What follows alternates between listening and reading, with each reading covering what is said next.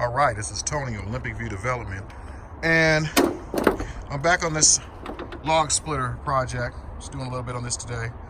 And now the last time I came to you, I showed you I had to take that old engine off.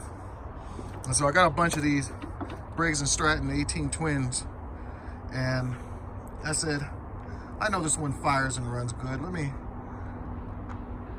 me bring this one down, see if I can get it on here. So the problem with this engine is mounting.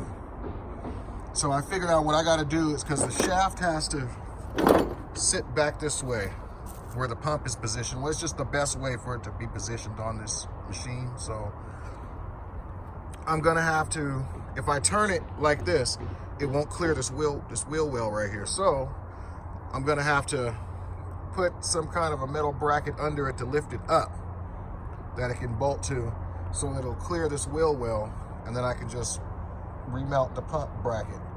So that's that. But right now what I'm going to do is I'm just taking all these different peripheral items off of here.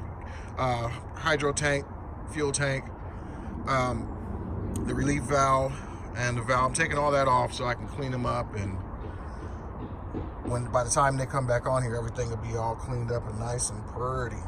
So that's what I'm doing now, and I'll let you see the progress when I come back.